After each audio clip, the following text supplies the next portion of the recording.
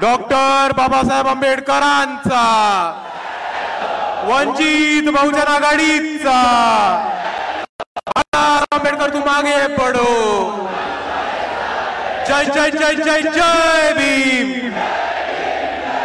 जय जय जय जय जय भीम। समतेचे विचार रुजवणाऱ्या सर्व महामानवांना त्रिवार अभिवादन करतो। मंचावरती उपस्थित सर्व मान्यवर, तसेच इथे उपस्थित माझ्या माता भगिनी, वडीलधारी मंडळी, या चळवळीतले साथीदार आणि तसेच भारताचे संविधान मानणारे या देशातल्या प्रत्येक नागरिकाला माझा जय जिजाऊ, जय शिवराय, जय ज्योती, जय क्रांती, जय लहूजी, जय मल्हार, अस्सलाम वालेकुम आणि जय भीम।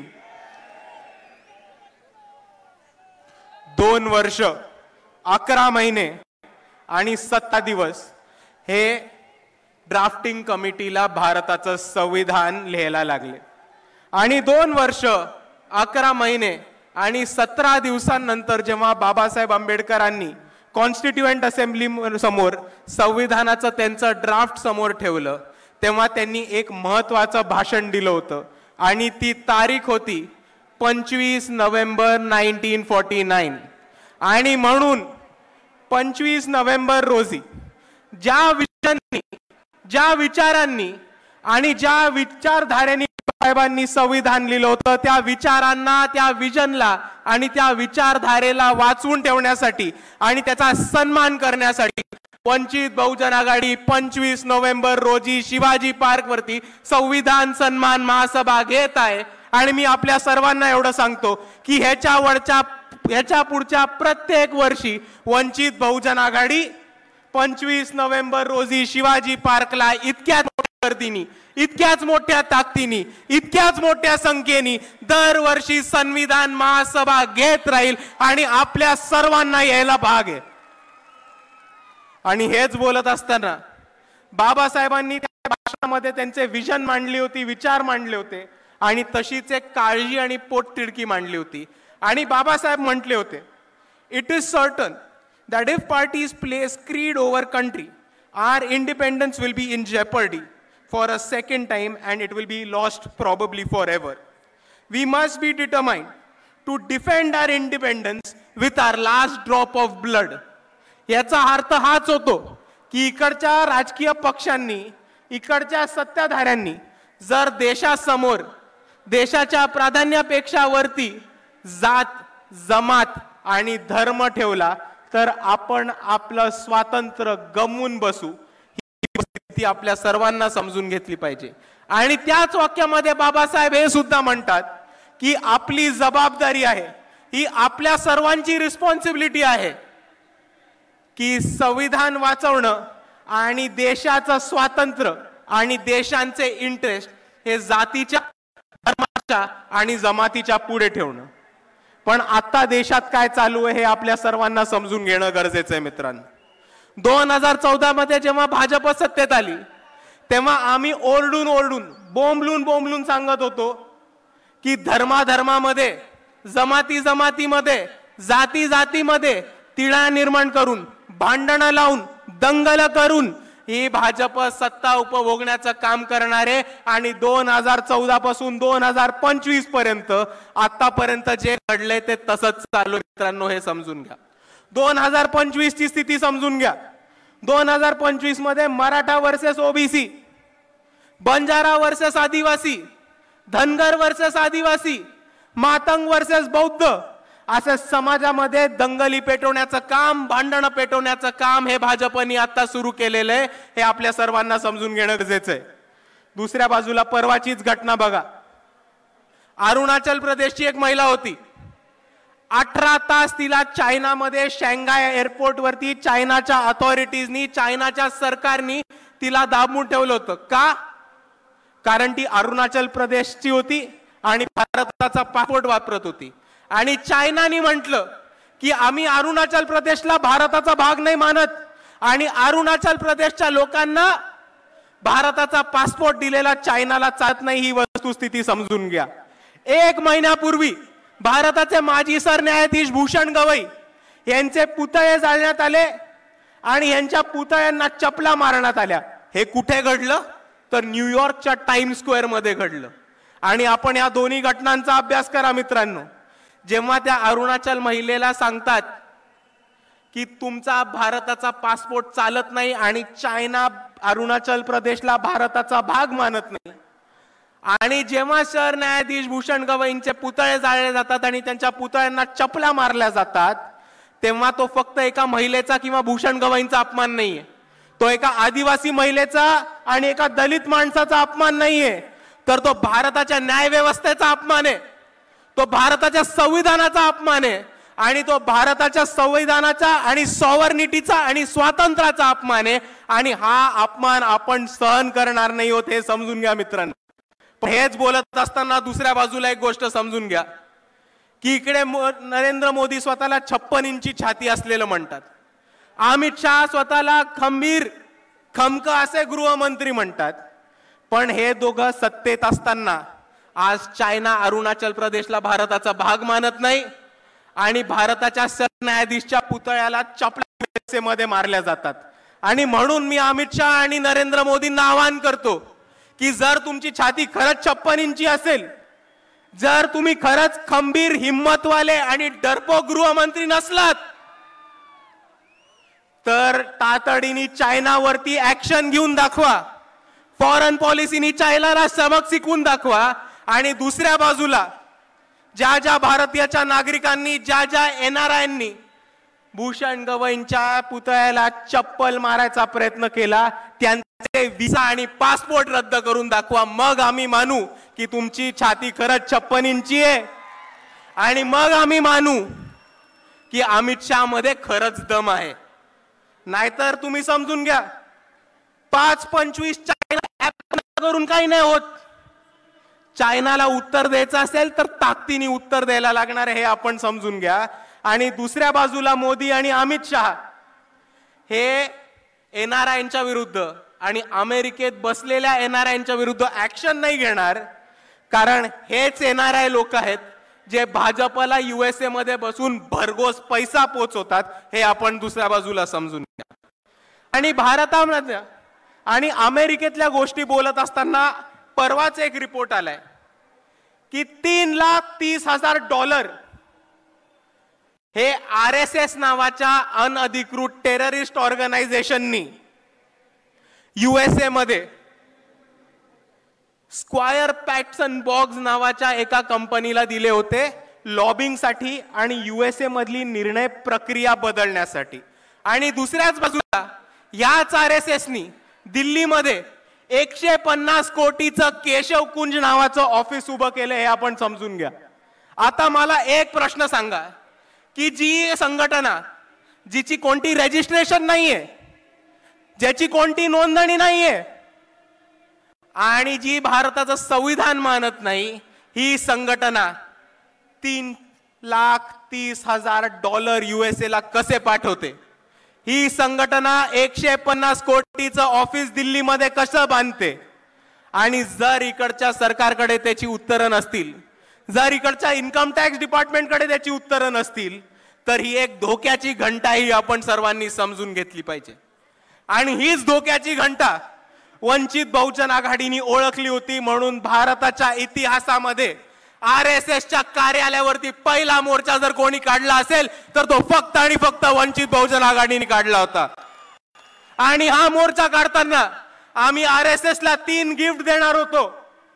पहिलं गिफ्ट होतं भारताचा ध्वज, आपला तिरंगा, आणि आमचं हे म्हणणं होतं तुम्ही तिरंगा मानत नाही, आम्ही तुम्हाला तिरंगा गिफ्ट करतो आणि तुम्ही तुमच्या कार्यालयावरती तिरंगा लावणं सुरू करा। दुसरं आमचं गिफ्ट होतं भारताचं संविधान, आणि आमचं हे म्हणणं होतं की तुम्ही भारताचं संविधान म्हणत नाही, आम्ही आमच्या वतीने तुम्हाला एक संविधानाची प्रत देतो, तुम्ही ते संविधान वाचा, समजा आणि संविधानाच्या हिशोबाने चालत राहा। हा आमचा दुसरा त्यांना गिफ्ट होता।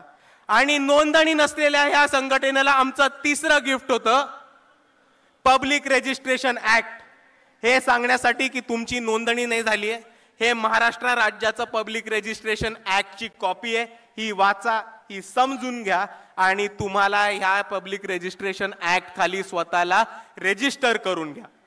पण RSSचा एकही माणूस आला नाही आणि RSSच्या कोणत्याही माणसाने हे गिफ्ट स्वीकारलं नाही आणि त्याच्यावरनं आम्हाला हे साफ झालं की RSS नोंदणी करायला नकार देते, RSS तिरंगा लावायला नाही देते आणि RSS संविधान वाचायला आणि संविधान मानायला नकार देते.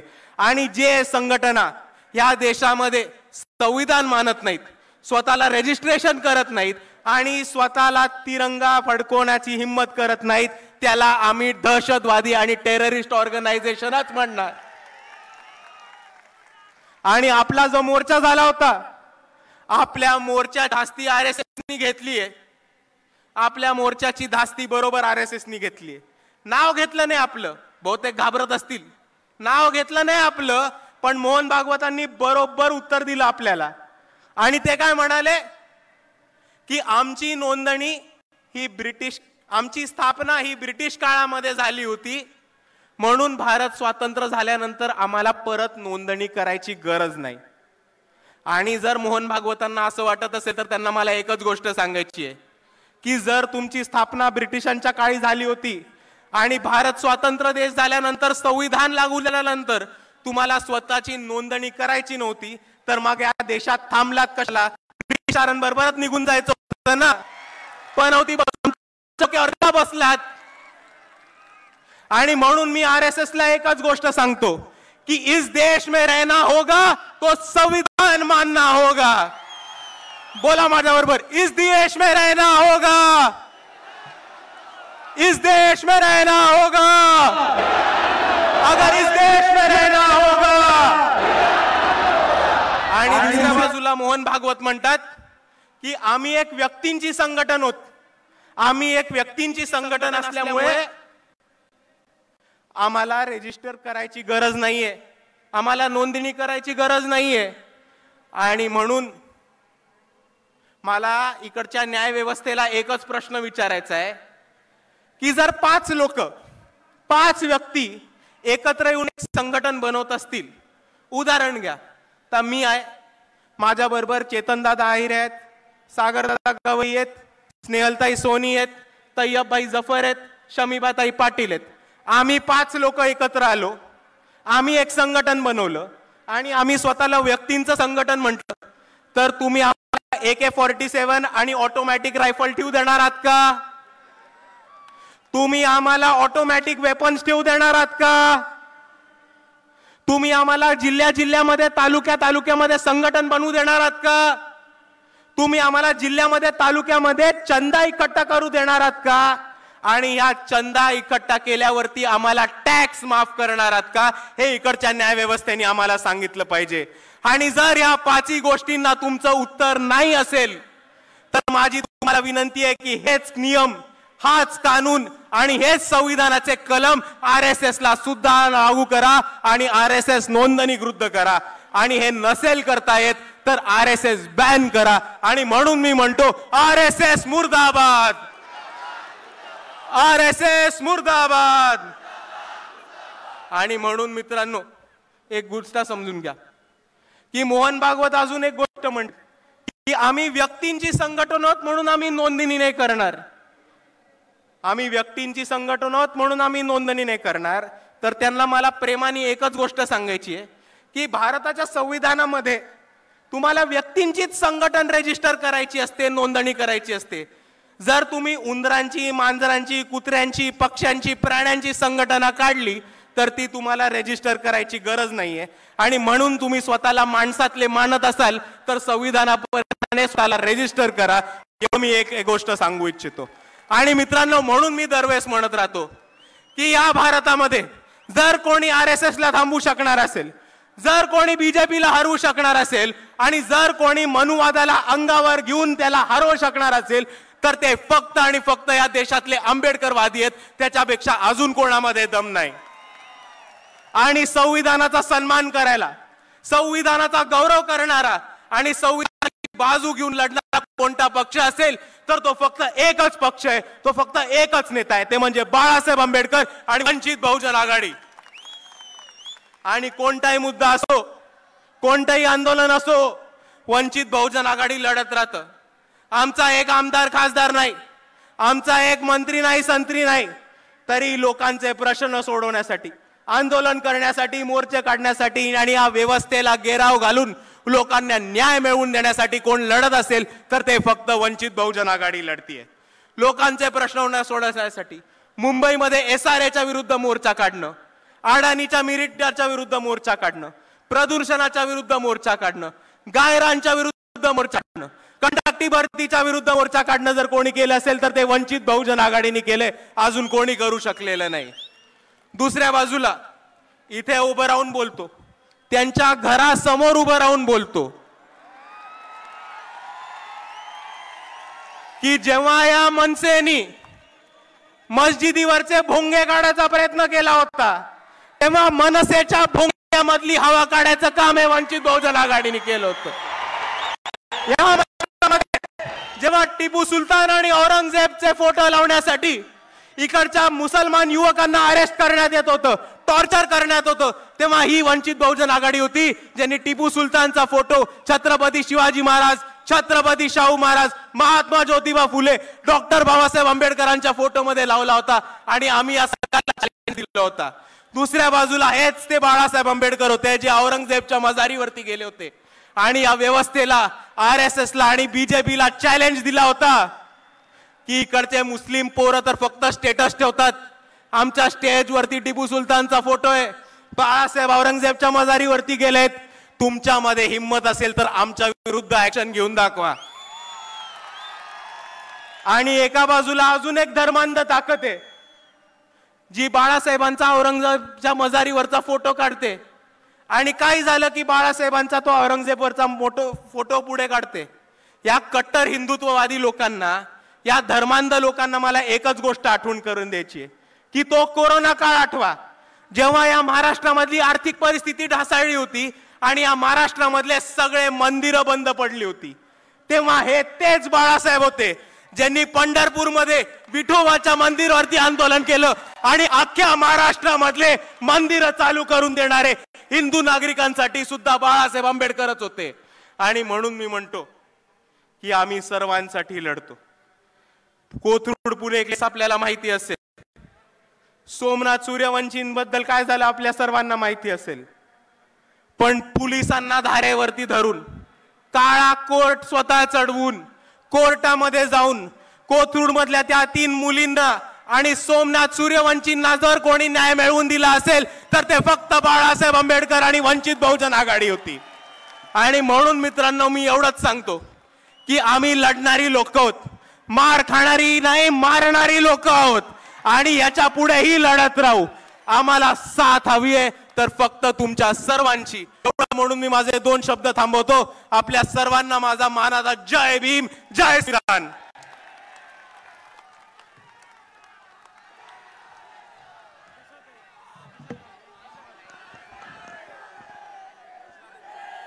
अरे सुजात भाई तुम आगे बढ़ो, अरे सुजात भाई तुम आगे बढ़ो.